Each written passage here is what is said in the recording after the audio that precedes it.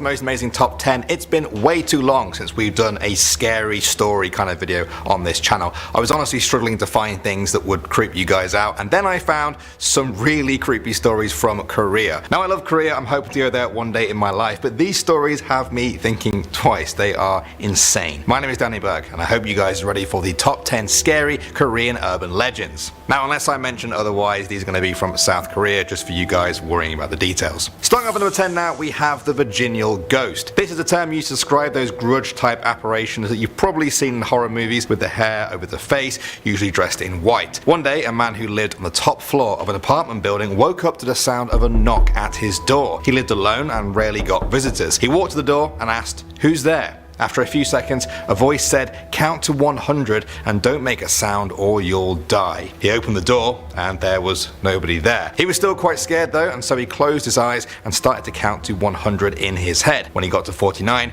he opened his eyes out of curiosity, and there she was, right in front of his face. Next up at number 9 now, we have plastic surgery. Now plastic surgery is a big market in South Korea, and as such, horror stories have sprouted up around it. This story starts with a man sitting on an empty subway car when a tall, thin woman sits down in front of him. Her long, dark hair covers most of her face, but he can see she's wearing a surgical mask. As the doors close, he catches her eye. He smiles. She asks him, "Am I pretty?" He replies, "Yes," and then she starts to take the mask off. There's a huge wound from ear to ear, exposing her bleeding gums, teeth, and muscles. "Am I pretty now?" she screams at him. She takes out a scalpel and moves towards him. The doors open and he runs for his life. Next up at number 8 now, we have the organ thief. This is quite a modern South Korean urban legend coming from the city of Gwangju. Screenshots of a text conversation between two friends appeared on Facebook there and went viral. One of the friends was warning the other to not take taxis there at night. They said that one of their friends got in a taxi while drunk.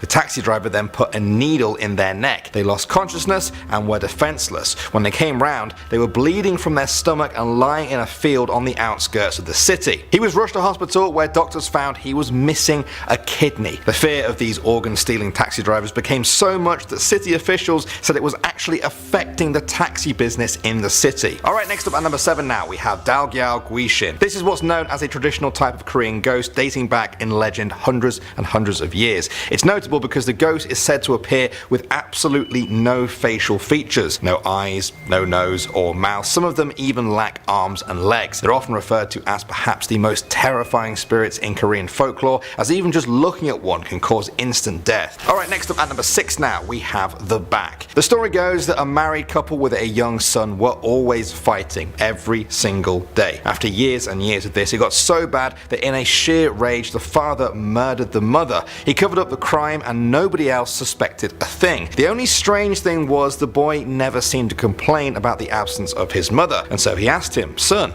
why aren't you calling out for mommy? Most little boys would want their mummy to be with them. Tell me what bothers you." The little boy looked up and slowly replied, "I'm fine. I was just wondering why you're always carrying mommy on your back." This is one of many similar stories found across the land. Next up at number 5 now, we have Sesame Seeds. This is a strange urban legend that seems to scare people about coming into contact with sesame seeds. A girl had heard that taking a bath with sesame seeds in the water would be good for her skin, so that's exactly what she did. She sat in the bath for hours and hours. After a while, the girl's mother became concerned and went to check on her. When she opened the door, she found the girl was covered in the seeds which had sunk deep into her flesh. The daughter was crying and trying to remove them with a toothpick. There's one for any of you guys who hate the thought of holes in your skin. Alright, moving on to number 4 now, we have the Bathroom Girl. This one is kind of like Moaning Myrtle from Harry Potter, but about 100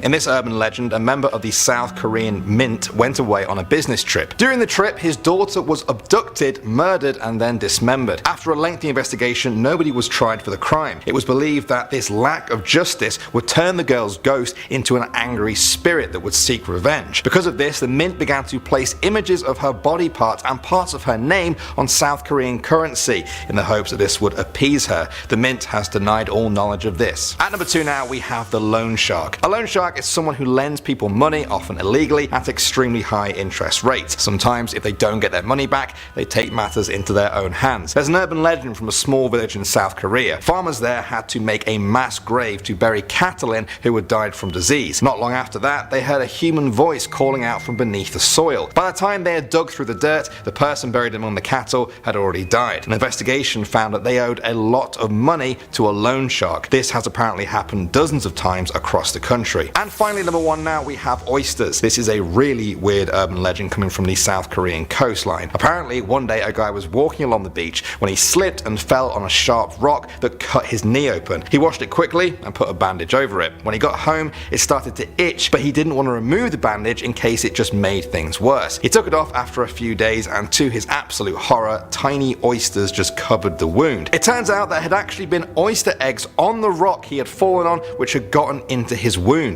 They were protected by the bandage and fed on his blood until they had rooted themselves in his leg.